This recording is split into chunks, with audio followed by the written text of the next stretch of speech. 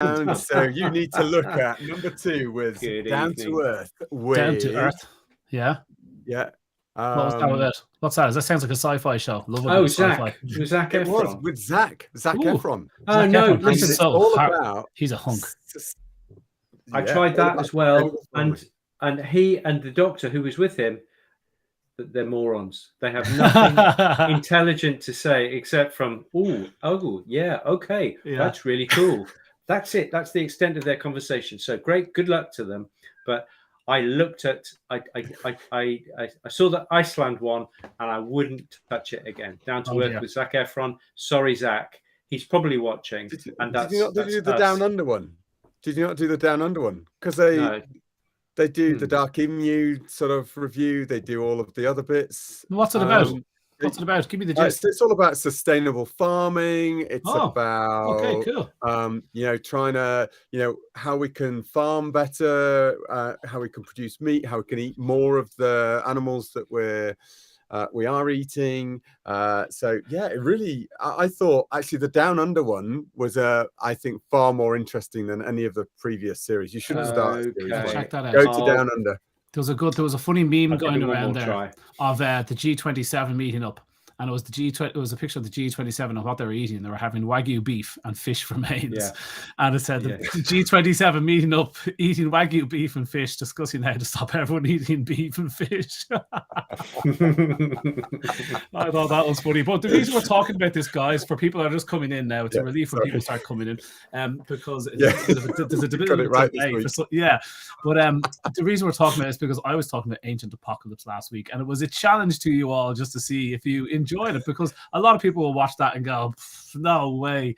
But I just love an opposite opinion and hearing it and listening to the guy's point of view, and that's kind of what it is for me. It's like, yes, more of that on the table. Who cares if you think he's 100% correct or 90%? It's just so fascinating. Anyway, I thought it was great. So be interested to hear, guys, if anybody was watching it, because I told you to watch it. I was half expecting to see whether he's going to start talking about spaceships landing on pyramids and things like that. But he did look. Listen, here's a great one. Here's this, like he just said, this pyramid. He said the magic number is 42,300. And he goes, bear with me. If you multiply the height of the pyramid by 42,300, you get the length of the Earth. And if you multiply the base of the pyramid by 42,300, you get the width of the Earth. To a fraction so tight that it would be normal standard deviation when you work it out with computers. That's how tight they have. They have this mass. Each block is 70 tons, and it weighs just an unbelievable amount of it. And they have it facing perfectly due north. This massive structure, perfectly due north. How could you possibly build something that today? Like, he's got all these figures. Like, how do you move a 70-ton block 500 kilometers? How do you do that? And so you ask any engineer, well, say, do that without diesel. And they'd be like, rolling, we were told in school, rolling on logs, 70-ton blocks. You would need across the desert as well. You try to log in sand. Here comes a hill. Here comes and he says, like, there's a dune. Yeah. There's no. And not another dune. Put your back into it, Nick. I mean, sometimes more camels. So and then he said, and they how do you build the pyramids? And they said, oh well, they just cover it in muck higher and higher. And he goes, have you tried to pull the 70-ton block up a hill? Like, where does the rope end? Where do all the people go? They go down the other side. And what do you do on pulleys? He said, just give me a break. It's just, he said, and then to have the fractions so perfectly tight and aligned to north. And I was like, they're interesting points of view. And it's like, wow. Yeah. He's not saying Alien City. He just said, what tech they must have had to put that thing up. I mean, that's serious thinking.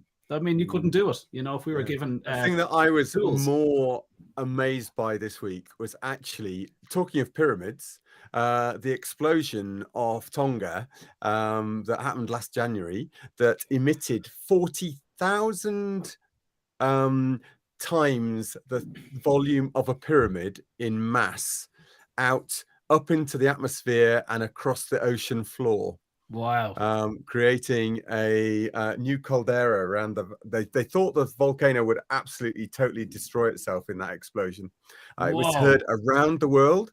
The sound wave apparently passed around the world 3 times. I missed it. And Yeah, we all missed it. We were asleep. You look across your wife. Was that you? But yeah, I blamed my wife. I tell you what, the earth moved.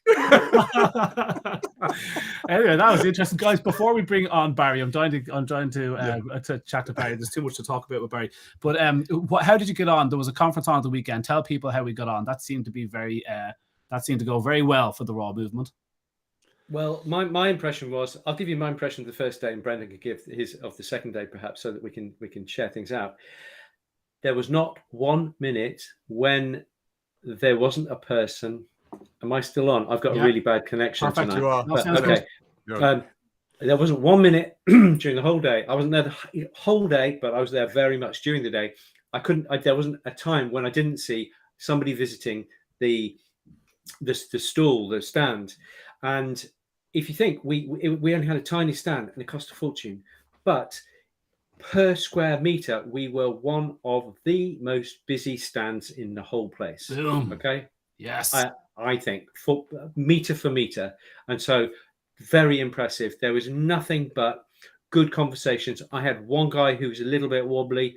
And Brendan, you spoke to our friend Kat the vet. Is that correct? Yeah. I know she watches. Hi, Kat. Hi, Kat. Learns all our nicks. Oh, bless her.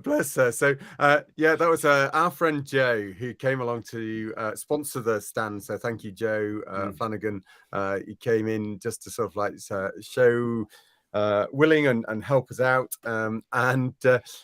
He sort of says, "I've got this lady wants to know more about Raw," and delivers Kat the vet. Get your shield and your sword. No, I was just calm. I just answer the questions. Just you just have to do that thing of I sort of know who you are, but doesn't matter. We'll continue the conversation, answer your questions. Right. Do you know what?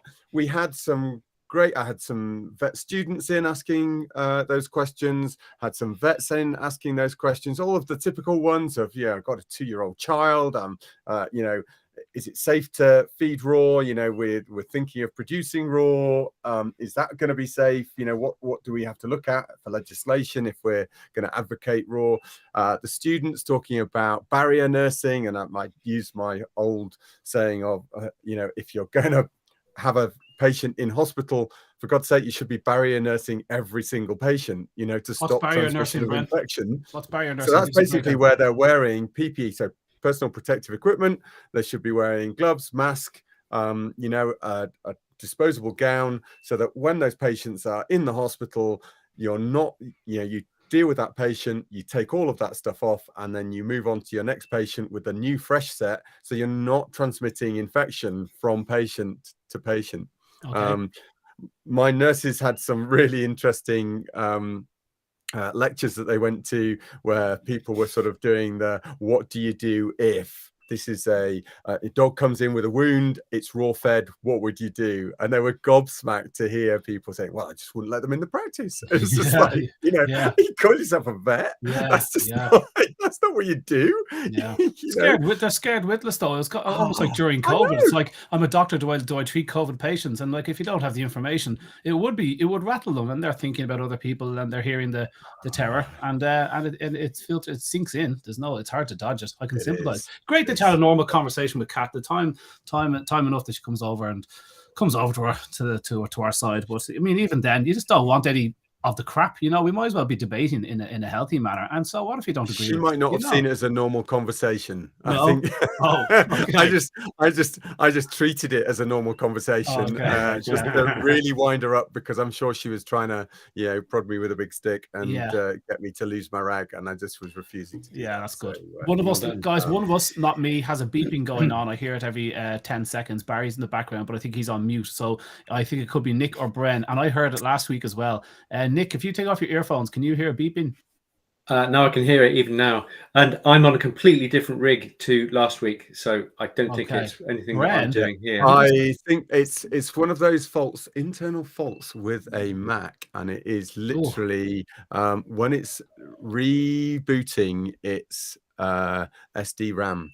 Okay. It does a test thing beep, okay, but I can mute myself while Barry comes back on. That's fine. Okay, so listen, guys, we're RawPetMedics. You'll find us on patreon.com/RawPetMedics. That helps us bring in the big bucks to pay people like Barry. Extremely expensive. I'm only joking. Barry, it comes in here of his own accord. But patreon.com, price of a cup of tea or coffee if you can. It's great. We really appreciate it. If you can't, no problem. We're going to be here anyway. And do not forget to check us out on podcast, guys. You can hear us as you're walking your doggos anywhere you like. I mean, it's on all the kind of platforms that you could hope for. While you're in that platform, guys, it really helps us if you give it a 5-star rating, because then we go up the rankings a little bit. So wherever you do listen to us, please give us a 5-star ranking, or even if you don't listen to us, go in there and give us a 5-star ranking anyway. These things really, really help. I'm going to do something more interesting. Yeah, they really help us move up the platform. Oh my God, I'm here on my own. Okay, say something. Time to bring in Barry. This is Barry Breen. He is a dog trainer extraordinaire from Galway. I've known Barry for years, and our eyes met over a raw dog food dinner. And so that is how myself and Barry got chatting. And Barry is a fantastic trainer, and he's into search and rescue. And I always wanted to do that.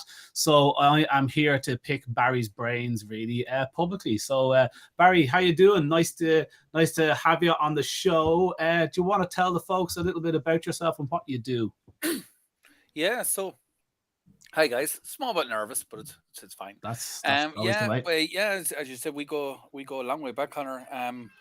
But my name is Barry Breen. I run a business in Galway called Galway Dog Training, and then as a hobby, I also do search and rescue for a voluntary organisation that is now progressing to be a charity. That's actually in the process of registering to be a charity at the moment, and that's called Galway Dog Search and Rescue Unit.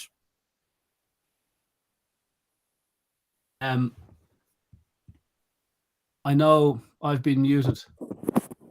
Can you hear me now, lads? Yeah. I've been muted because of the child, but she's gone back down. She tried to put the kid to bed. It clearly didn't work. Something's very wrong with Zoe. We'll ignore that. But yeah, Barry, look, search and rescue. Okay, what's the difference? I hear the term like sniffer dogs used.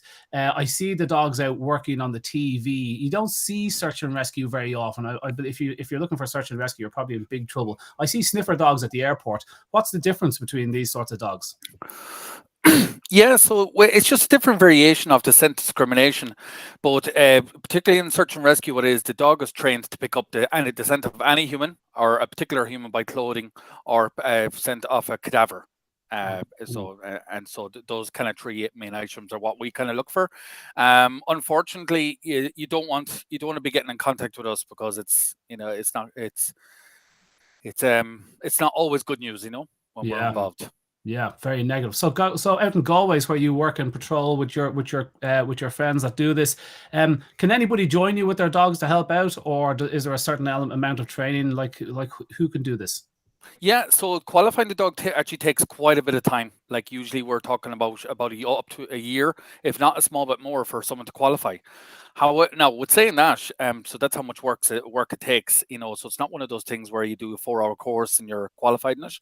There's an awful lot of experience involved. Now, with saying that, we're always looking for bodies. We're always looking for people that are willing to meet loads of dogs, be a body. And what I mean by a body is going into a bush or up a tree or go into a hedge or whatever it is, or into the water, even into the river, if they feel comfortable going into the water, and basically they'd teach the dog to kind of find them and throw a ball or throw food or whatever they want. Usually it's a ball or a toy. I love it. Well, how does the dog know? Like, you let the dog off in the hill to try to find somebody, and there's like 1,000 people have walked on that hill in the last week. How does the dog know which set of footprints to follow? Yeah, so that's different. So that's man trailing. Our dogs are air scenting dogs. So what that means is that the dogs are actually trained to find any human scent in an area by the nose in the air, rather than on following tracks on the floor. On the ground. So exactly like that. Now, with regards to tracking particular footsteps, if you want to track particular footsteps, then you just train the dog with the scent. You give them articles, and then they can work it that way. But what we do is we train the dog to find any scent areas. So usually what that means is we usually ask the civil defence or Garda Síochána, whoever's working at the time, that can we vacate the area and have the area zoned off so we can actually search it, so we can try and find someone. And the dog will pick up every human it can, and articles as well. And also a lot of dogs will be both trained in live and unfortunately dead. scent. How do you even start training a dog to find like the scent of a dead person, of a cadaver? How do you do that? Yeah, so at the start it was actually quite difficult because we weren't well established, so we had to use hair and we used teeth, which was absolutely gross. Teeth. But yeah, teeth, yeah. So then we moved on from that, and we've got quite a substantial number of donations already of placenta. So people's afterbirth, they give us the placenta, we freeze that, and then what we do then is we soak that in the clothing, and then we let that unfortunately decompose, and we use that to train cadaver and water cadaver. Whoa! God, I can't believe this is an opportunity for me. I could have saved the placenta of this. Yeah, it's definitely something we do. We always, like, people are very kind of gross about it, and they're very kind of put off by it. But like, you're saving someone's life by helping us, by training the thing, because we do the live as well, and we do get live people as well as, unfortunately, people that have passed. Barry, tell me, we always hear these statistics of that a shark can detect 1 part of blood in 1 trillion parts of water, or a dog can detect in 40 trillion. What sort of figures are you being taught? What's the up to date? How do sharks and humans and dogs compare? I actually don't know, and I won't pretend to know. I actually, the granular data level, I don't actually keep an eye on, and I don't actually follow. I mostly work just by experience and by exposure and results. That's kind of what I do. So unfortunately, who would you talk to for that kind of data? Who would be the people to go to? Is there a university in Ireland who might have that kind of I don't data? think in Ireland, but with regards to definitely not Ireland, but you would be a university, I'd imagine, over in Australia, or else definitely over in America. Yeah, I know Dina Helsinki. They do a lot of scent work. Yeah, or Dina Zaffers over in America. She does an awful lot of she does detection work for ovarian cancer. So I know that she would definitely have some of that research as well. What's her name? Dina Zafaris, I think it is.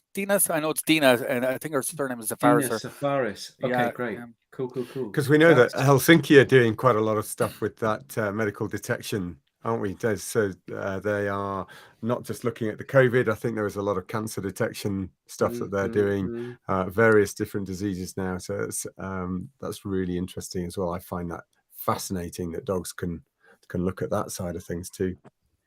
So, Conor, sounds like you need to go and look after a child. Am I unmuted? Yeah, you are. Okay. But the child is not. What can you do? The child is not, indeed.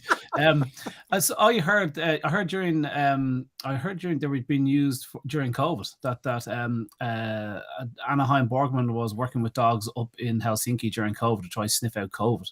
I mean, how bloody amazing that a dog could sniff out. I mean, is it a byproduct? Is it a metabolite of having a viral infection, or is it the virus itself? And I also heard that they can sniff homeopathic mixtures, which are so diluted. The whole reason people criticize homeopathy is because you dilute it so many times that the molecule that you said was in it, let's say silver, it's so diluted that the molecule is just not in that anymore. You're looking at distilled water. And so this Avogadro's number, and that the dogs could sniff homeopathic mixtures and differentiate between them and distilled water. So when it comes to talking about a drop of blood in a swimming pool type thing, I mean, that's surely the level of where they're at when they're talking about that. So, I mean, I would not be surprised. 25% of their brain. Alexandra Horowitz did a good book on she does scenty stuff as well. So tell us a bit. Is there any? Can you talk about some of the things you've done in the last? Is there like give us a success story there, Barry? Yeah. What's it look like from the start of it? Do you get a call and you're up out of bed? It's like it's game time. How's that look? How's the start? Sometimes we are in bed, but well, the most recent would actually be within Galway. And basically, we were called by An Garda Síochána to have a task out to help try and find a woman that was missing. We basically went the area, and there was a lot of prayers going on. There was people crying, and it was a very delicate scene. You know, people were very worried. She went off for her usual walk, and she never returned from it. But we did a search. We had civil defence. We had the Coast Guard helicopter out for about 2 hours combing the area. with the guards Conor were coming at all day, and then we got called then because obviously they limited the most basic type of searches, so then they start bringing in us. We set off the dogs in several different areas, and we were kind of gridding the area, basically covering the area using zigzags and lines and cones and all that, and we couldn't locate her. And then we had 1 or 2 areas extra left that we wanted to search that we knew weren't covered, that we said we would cover. And we went back to the car and we were kind of looking at the maps, Google Maps, and zooming in, and we're going, okay, we haven't covered this area. Where have you covered? And there's about 4 dogs at the time in that search, and we haven't covered a particular area. And sure enough, we looked at the areas and we said, okay, let's just do that, and we'll ask as well the guard that that kind of had an area of interest. So then we went up there, and sure enough, the 2 dogs went up, and they went up to search the area in 2 different areas. And one was waiting for 1 dog to finish up and then start. Next thing, anyways, one of the dogs started showing an awful lot of interest in a particular area. Now, normally what we do is we teach the dogs start barking at that point. When they go in and they start barking. But we were very concerned, and we could tell that the dog had something, the way he was acting. It wasn't like, walking around sniffing the trees. It was very like, I see it all the time. They're zigzagging, going back and forth, and they're trying to get in. They're trying to jump through the wires and all this kind of thing. So there's barbed wire there at the time. And then the next thing, what the dog started barking. And then there was another dog as well, Rooney, that started kind of showing an awful lot of interest and was trying to get whimpering to get in. So there was Rooney, and then there was Fionn, and both. And next thing, anyways, we had to call them out really fast because we knew there was someone in there at that point. And sure enough, there she was, a lady, lovely lady, actually, lovely family. And she went down into a 1.5 meter ditch, and she was covered in mud basically up to the neck, and she was recovered and brought to hospital. And that was in the middle of the night. That was about 3 or 4 o'clock in the morning. And whoa! And not to be presumptuous about it, but a couple of hours more, and it would have been a much more tedious situation. You'd be in the water all night in muddy, cold water. Muck, yeah. And then the search begins at 8 o'clock in the morning. They might not begin in your area. Exactly. You could spend another day in a ditch where nobody can see you. And that's the danger of it as well, because we can't say an area is covered unless it's covered. Yeah. We're not just there to kind of go, oh, let's run the dogs past it. This takes years of training. We've trained the dogs that if they don't find anything, there's nothing there. Yeah. That's unfortunate. We have to be able to go to the guards and say there's nothing there, and we know there's nothing there. Barry, we've got one of our top fans is called Sarah Jane Smith Horton, and she is saying she's got a 9-month-old female lab, suddenly scared of children, sometimes low growl, sometimes a bark, otherwise really, really lovely. Okay. Where does your mind go when you hear stories like that, kind of presentations like that, would you say? Well, in that particular, it's very difficult to say without actually meeting the dog, because a lot of people can kind of confuse, and you know this yourselves. A lot of people confuse growling, and sometimes growling can actually be a form of affection with dogs. So I'm not saying it is that, but I'm saying that it can get confused with that. Like a lot of dogs kind of, rawr, rawr. And if children start engaging in kind of rough behavior and stuff like that, especially when they're becoming into 9 months into their adolescence years and all that, into their adolescence period, they're going to get much more boisterous. So that could be what's happening. But also as well, you have to get it looked at. You'd have to just kind of get a thing. But you can easily just look up as well and look up a bit of research online. But you have to be very, very careful what you look up, because Dr. Google is a powerful thing, but a dangerous thing. Yeah. Every time it comes into negative stuff, you need help. And for the cost of a trainer, they cost half nothing. I mean, you could have somebody out at your house for 60, 80, 100 quid, and they're sitting there drinking a cup of tea and assessing the family and the dog and looking at the interaction, because it takes a lot of time. Even like when you're in guide dogs, like you didn't get a dog for 3 months. You just follow the trainers 8 hours a day, 5 days a week, pick up the poo, look after the kennels, and you didn't get your own dogs for months. And so you're just following and observing. You think you know stuff until you actually follow trainers who have a huge amount of experience. Like somebody handing you a manual to drive a Formula One car. You might be able to start it when you get into it, but you sure as hell won't get it around a track, without incident. So it's the same with dogs. Surely you've got a lovely, that's a nice shepherd there. Have you got any other dogs? Yeah, well, I have she's my main kind of search dog, but we also have lots of other dogs in the search and rescue organization. Yeah. Okay. So you've got shepherd there, because one of the questions on my Facebook page was a very reactive shepherd. So Was that a cat that just went? Looked no, like that's Maya. That's Maya gone upstairs there. Okay, that's the stairs. It's kind of like one of these kind of okay. I was thrown areas. off there. Is that a mini German Shepherd, or is it far away, near far away? Yeah. No, I didn't know what that was. Anyway, so somebody asked online there. I've a heap of training questions come in as soon as there's a chance to get insight from someone that knows. But there was a German Shepherd popped up, so perfect time to say she has a reactive German Shepherd. What's the advice for somebody, or even for somebody like me, where my dog is addicted to scent work? He's a Cocker Spaniel, and his nose is on the ground permanently. And even this person's got a reactive German Shepherd. What's the advice to someone with a dog that's just a little bit mental for something? Where do you go? What's the first few steps? The first few steps. Well, first off is I look at the home environment. Like as we know and everyone knows, first thing is food and exercise. Are they getting those two things? Are they getting the canine enrichment? Are they getting activities? Are they just getting a boring walk down the rest of the neighborhood and then come back? Or are they actually going swimming? Are they going sniffing in trees? Have they any job to do? What kind of activities are they doing?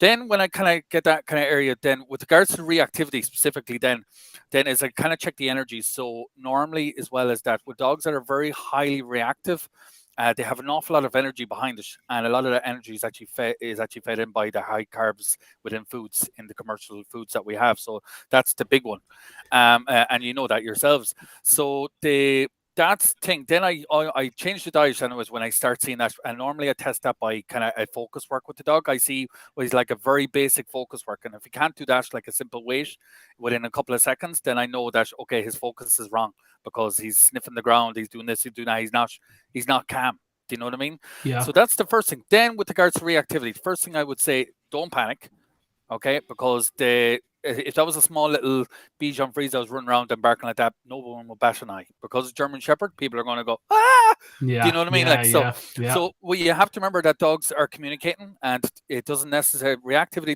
is a big broad spectrum, doesn't necessarily mean they're aggressive. Aggression in a dog is extremely rare. True aggression in a dog is extremely rare. And so with regards to reactivity there, what I would do is I'd find out the source of the reactivity. Is it dogs? Is it people? Is it roads? And I'd start counter conditioning that using a protocol called CARE protocol. That's CARE protocol. And that would kind of basically teach a dog that this new stimulus is actually a positive thing rather than a negative thing. So and it just for anyone that doesn't understand that, what I mean by that is, let's just say I hate Conor Brady there. God, I hate him. How much I hate him. And every time I met Conor there, he'd give me a cornetto to ice cream. After a good couple of 50 times, I'm going to start loving Conor Brady. So and that's kind of the thing. But with regards to that, and the thing is that with corrections, where this is where a lot of kind of trainers kind of divide, is that with corrections it becomes very negative area, and corrections don't necessarily have to hurt the dog, and I don't believe in hurting the dog. So corrections, what it is basically stopping the behavior. Just kind of blockish, get them to sit or whatever it is, and then do something positive and then reward that. But there are places for corrections, only in not hurt ones, not ones that cause harm, or aversive methods or anything like that. But there are times for methods like that, so that you stop the behavior, so people don't get scared, dogs don't get into a fight, whatever it is, just to stop that issue. But that doesn't fix it. That just stops the behavior right there and then you have to fix it by doing the proper procedures, which is the CARE protocol. See, that's it. So they'll find the CARE protocol online, because I can only imagine how long. I mean, that's just, imagine 2 or 3 shows just to go through that. But you just said something critical there. People with the negative reinforcement, with the kind of a check on the lead or any sort of physical stuff to dogs, what people were doing was telling the dog no, but they weren't showing him what to do ever. It's just giving out when he does something wrong. And it's like playing the hot and cold game and just going cold, cold, cold all the time and not getting any hot direction. So you don't learn at all. So people think they can just punish the dog into a normal, and that makes it so much worse. So. And the biggest one as well, just for people there, like for example, I have the lead here, okay? And a lot of people don't realize this, is that you're walking along down. Now imagine this is the lead, and you have the dog here, and you're walking along. The minute you start tensing in that lead, when you see another dog, you start going like this. The minute you do that, then you start giving the dog a cue. Start off. Oh yeah, I'm worried. You know, you should be. Yeah, exactly. It's game time. And it's people they're not that sensitive. They are. Yeah, it's the exact same thing as a mother or father with a child. You know, if there's that neighbor that they hate and they start squeezing their hands, they won't be long hating the neighbor themselves. Yeah. It's true. So I've got a question for you then, Barry. That so, you know, Artie here in season again. You know, typical because I've not neutered her, and.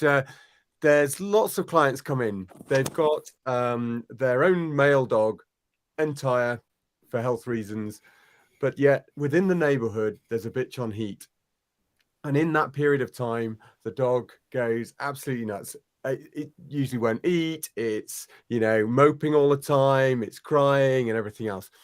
So I've been asked often, is there a way of training them out of having that hormonal drive, which is quite natural? Okay. You know, do you think it's possible to get them out of that, just focus on the bitch on heat without neutering them? It's a very good question. When I can figure it out for myself, I'll let you know about the dogs. So good answer. Yeah, excellent stuff. Okay, I've got a question. I've got a question of going off an observation.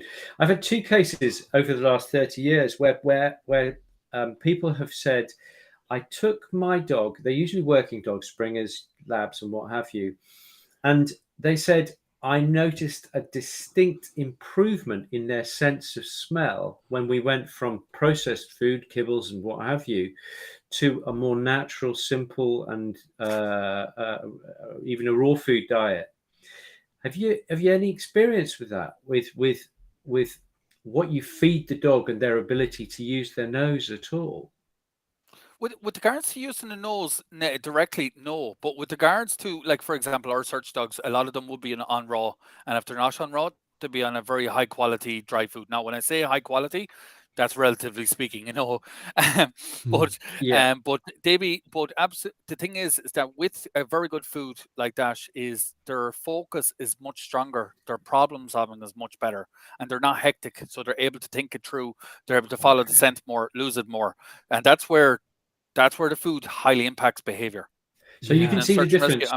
You can see the difference between the crap food dog and the raw fed dog.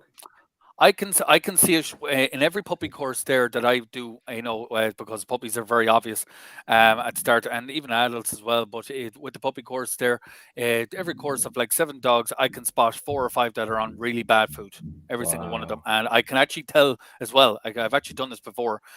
Sorry to sound egotistical, but I've actually told what food each individual dog was on, just by the way they were behaving. Yeah. So I won't mention foods because I don't think I'm allowed. Do you know what I mean? But certain brands give off a certain energy and a certain kind of vibe and different kind of behaviors. Like, for example, if like Royal Canin is a lot of hectic kind of sniffing and then jumping. You know, it's erratic. You can spot a mile off. Where I've seen with different kind of foods like Burns as well, they'd be constant sniffing and licking paws and stuff like that. And interesting. Kind of so. Yeah. Wow. Like, it's amazing that you just said focus, Barry, because when I was over, and I've told this a million times, but I'm going to tell it again. When I was over with Brisbane Guide Dogs, and they changed 220 dogs in training, not so much dogs in the street, but dogs in training, 220, about the same size as Irish Guide Dogs, and they jumped them from dry to raw. They did a small little test first, thought, there's something to what Billinghurst and Lonsdale and the other Aussie vets were pushing at the time in the 90s. And so this CEO jumped 220 training dogs from dry to raw, and the health bills fell by 82%, the CEO said in a piece for a newspaper. Okay, the health bills was amazing, but it was when you're talking to the trainers as a trainer, and you're chatting to them going, so, you know, how's things in that department? And they said, well, and these are throwaway comments. This isn't down. There's no hard data on this, so there's no way to back this up. But there were conversations we're having. They were saying kennels are calmer. Like, the dogs are still doofuses. These are Labrador Cross Retrievers, a year old. They're still idiots and fun and great. But when it came to game time and the jacket was on, they were better. Focus was the word. They said better focus for the job. And the lady said, the kennel manager said, it's like kids after a birthday party. If you fed them junk food, you wouldn't try and train them 20 minutes later. You'd try and manage them, you know, and there's no focus in a kid that's eating junk food. And I thought, oh my God. And another critical thing they said, there's a big thing in guide dogs called rejection rates. So you spend huge amounts of money and effort to get this dog right. You spend 1.5 years training the dog, up to 2 years, to get them right for this one person. You're thinking about them all the time. And at the very end of the training, the last little bit, you start removing support from the dog and try to trip him up and kind of, not trip him up, but walk out on the road to get run over or try to bash your face off a sign. And the dog has to say, no, it's this way. And he has to make his own decisions. Very stressful. And sometimes the dogs don't make it at that point and they get chopped from the program. And at that stage, the dog can be worth like 40 grand. And so they're called rejection rates. And guide dog organizations, because their charities really watch that. Nobody wants to lose 30, 40 grand. And Brisbane guide dogs were saying their rejection rates were just going pew, because the dogs were just better able for the challenges. They were like, it's a tough gig to be doing this all day. So I can only imagine if you're trying to run around a mountain all day using your head, you must need a ferocious amount of energy. And sure, B complex and all the other stuff that we know fresh food is full of and dry food suffers for a want of, it has to be useful if you're running. How long would you be out with the dogs in the day? What sort of a workload is this? Oh, you gone quiet, or I can't. Hang on there. Yeah, sure. That's not on our end. You've gone quiet, just Barry. use microphone for a moment. No. Oh no, come back. It's fine. He might be just. You can unplug your Bluetooth earphones. You might have run out of battery.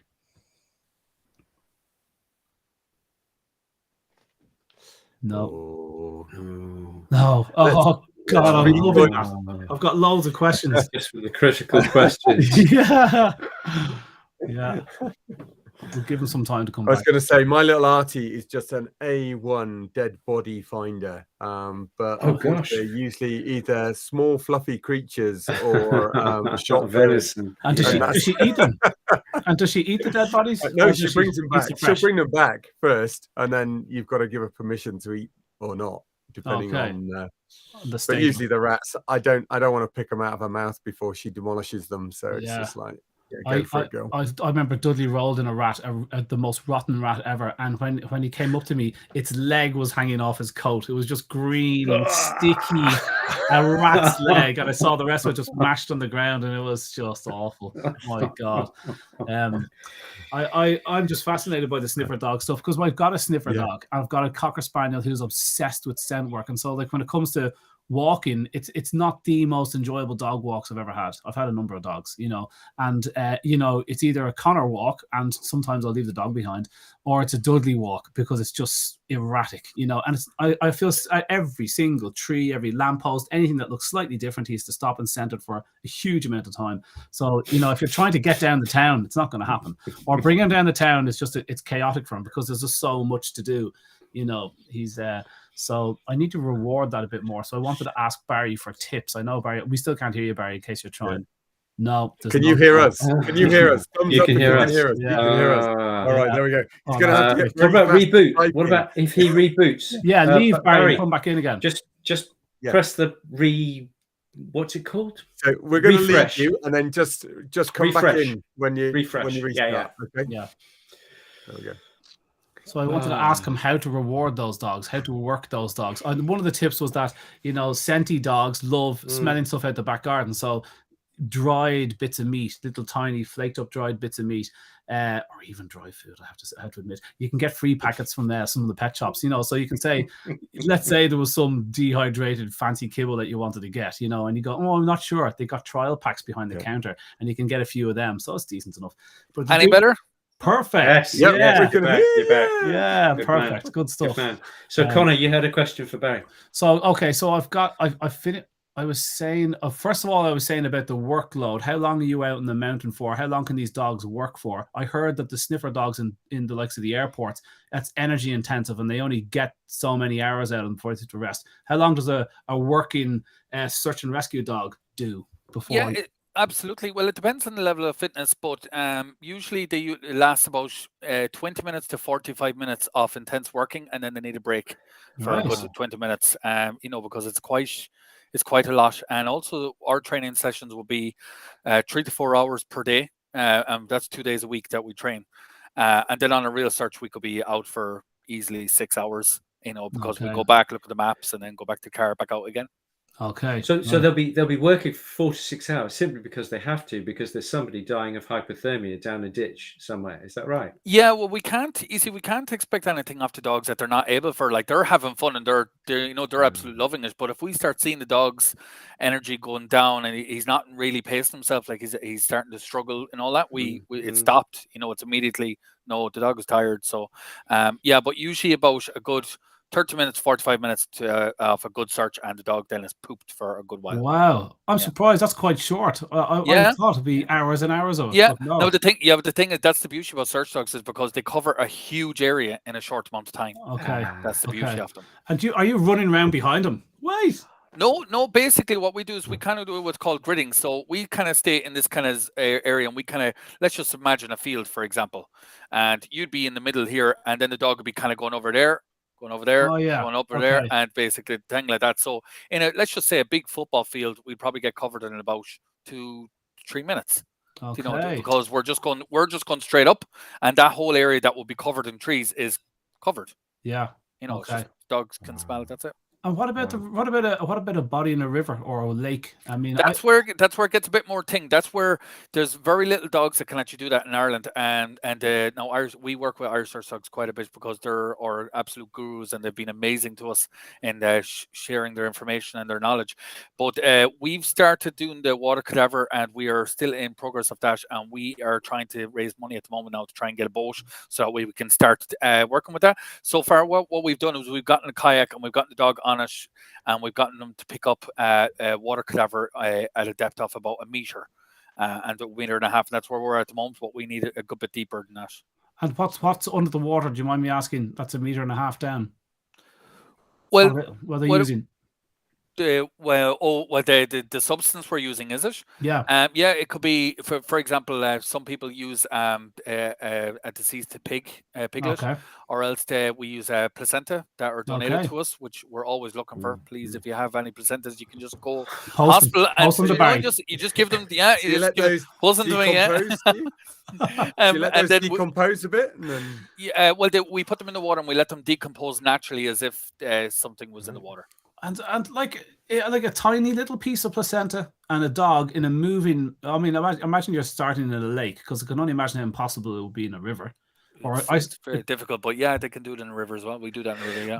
Barry, why a placenta? Why not just get a bit of steak? It's a whole lot easier to just go down to the butcher. It doesn't work the same. The scent doesn't work the same. It has to be human, but apparently there's research done on it that a piglet in water, it smells the same, very similar to human cadaver. So that's why we used a piglet. But yeah, if you want to use it, if you want to do it dead right, you'd want to use the placenta or hair and teeth, whatever you can. Wowzers!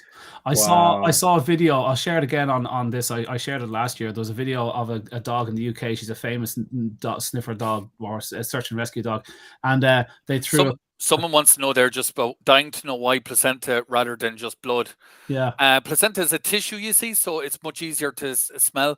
But also as well with the blood, it's kind of hard to get a nice quantity of blood. Do you know what I mean? Like, obviously, when someone's injured, we can't run around after them. Oh, can I collect your blood? And start getting tissues, you know? So. Yeah. It does seem an easier thing to donate than a placenta. Yeah, absolutely.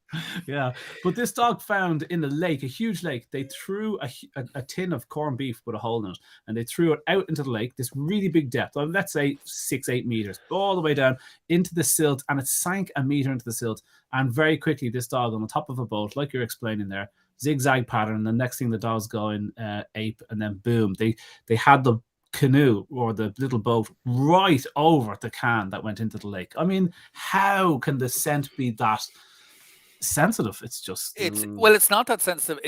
Their olfactory is huge compared to ours. You know, I forget what it is, the exact numbers, but like, you're talking about millions more than ours compared to our thousands. You know. Yeah. Receptors. Yeah.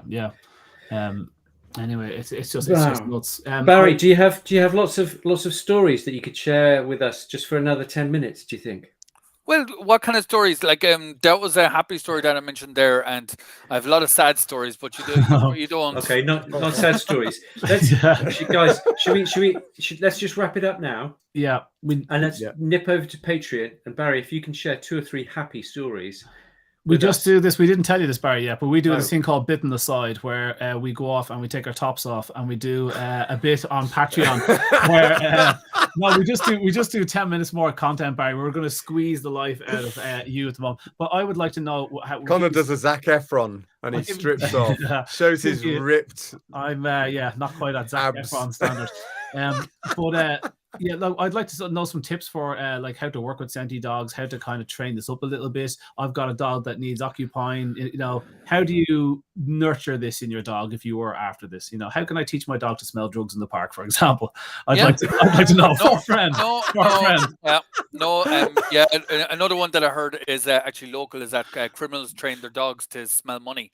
So that they break into the house, they open a house door, and then they send the dog off to find money. Wow! Which is Well, let's talk about that. Let's get into that. Okay. No. Okay. This sounds good. With it's basically as simple as getting a scent that you want and basically marking it with a tennis ball every time they show any interest in it. Tennis ball, tennis ball, tennis ball. Then you start progressing of teaching dog to speak on command. And then you start bringing the dog to that scent and getting them to speak. Then when they speak and bark at the thing, then they get the ball. And then you progress and progress and progress and layer and layer and layer to the point where you let them off, go find, they find it, and they bark at it, and they stay barking at it until you go over and get it. That's easy. I'm going to start Search and Rescue Club. That's exactly. Yeah. See, that's the thing. Everyone, there's all these courses online at the moment that are kind of saying that it's for you can train your dog to be a search and rescue dog in a couple of weeks. That's not true. It's an awful lot of skill because there's handler training as well as the dog training. So the handler needs to know what area is covered, what's not covered, wind direction, gridding, type of patterns. Range of the wind, because if it's a woods, it's going to be less. If it's out in the grass, mountain area, it's going to be miles. There's a lot of parameters in it, and then also as well, the dog needs to know that as well, and also you have to be absolutely certain that you've searched the area and there's nothing in it. It can't be just by chance of going down the field and bringing your dog. Love it. Let's save the rest for the Bit in the Side here for 10 minutes. This is just a reminder from Karen Reid. Thanks, Karen. XmasPetExpo.com, guys. It's free to view. It's going to be all the best kind of pet products. I'm associated with this. It was actually my idea. I thought it'd be a brilliant way of me showcasing my products.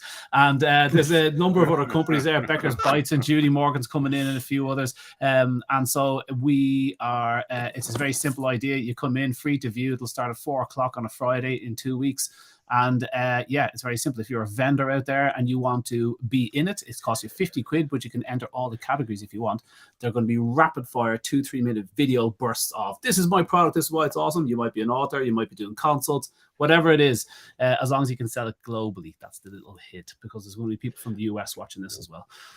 So that's it. And a little ask from Jane Iswith with regards to special t-shirts. I think we want you to put a slogan or something that you think would look really good on a t-shirt for advocating Raw.